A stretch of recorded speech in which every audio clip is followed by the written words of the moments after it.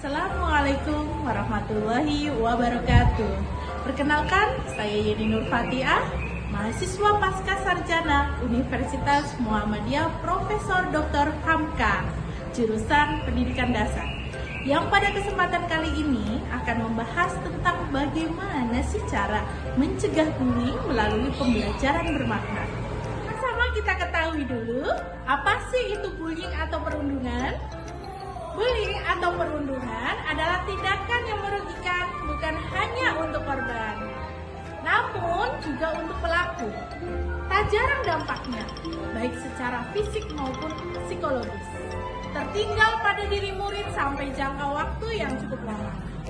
Dalam konteks sekolah, perundungan terjadi dalam lingkungan sekolah dan hubungan sosial yang terjadi antara murid. Bukan hal yang sulit untuk membedakan perundungan dengan tindakan lain, seperti bersenda gurau ataupun menjahili sesama teman di sekolah. Dengan mengenal hal-hal perundungan, guru dapat mencegah terjadinya tindakan perundungan. Bagaimana sih cara mencegahnya? Yuk kita sama-sama menyimak cara mencegah perundungan melalui pembelajaran bermakna. Mencegah perundungan memerlukan partisipasi aktif dari seluruh pihak sekolah. Sekarang, saya akan berbagi cara yang bisa kita lakukan dalam mencegah perundungan atau bullying di lingkup terkecil, yaitu di tingkat kelas.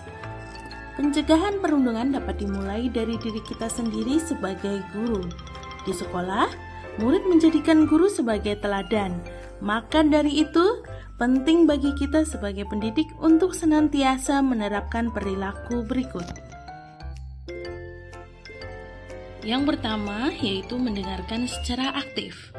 Usahakan untuk mendengarkan perkataan murid bukan untuk memberikan nasihat ataupun memarahi, tetapi untuk memahami mereka.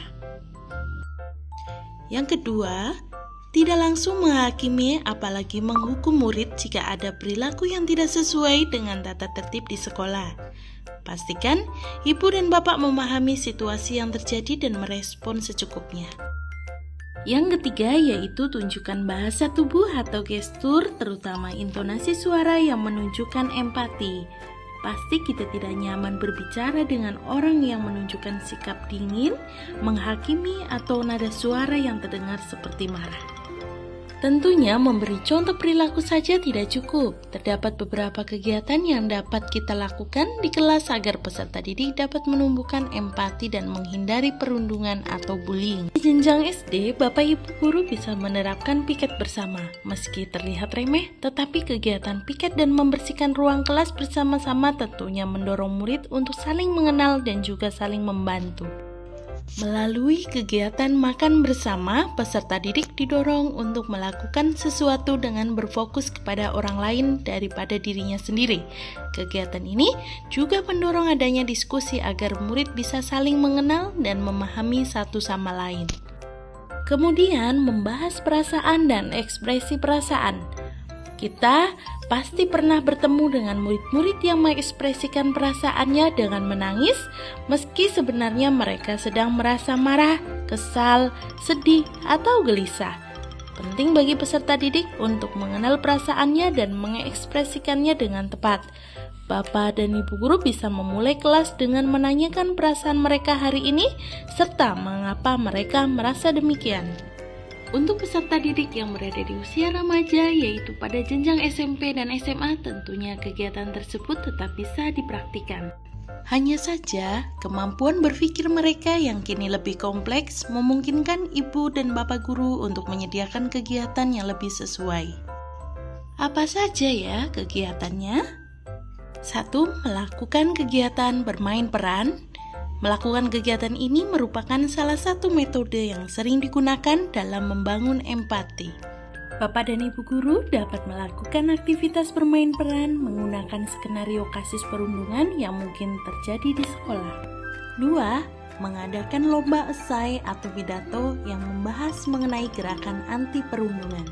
Mengadakan lomba-lomba seperti lomba esai, pidato, atau lomba lainnya yang berfokus pada pencegahan perundungan atau gerakan anti perundungan dapat mendorong peserta didik untuk melakukan penelitiannya secara mandiri mengenai topik ini. Yang ketiga, menonton dan diskusi film. Melalui kegiatan menonton ini, peserta didik dapat memahami perundungan, belajar empati kepada korban, serta mendorong komitmen mereka untuk sama-sama mencegah perundungan. Ternyata banyak sekali kegiatan yang dapat dilakukan untuk menumbuhkan empati di antara peserta didik ya. Nah, selanjutnya, proses yang terpenting setelah melakukan kegiatan adalah adanya aktivitas refleksi. Mudah kan? Ternyata kegiatan pencegahan perundungan bisa dimulai dari diri kita sendiri bersama murid-murid kita di kelas. Demikian tadi penjelasan tentang bagaimana cara mencegah bullying melalui pembelajaran yang bermakna. Semoga video ini dapat bermanfaat. Stop bullying, hidup akan damai.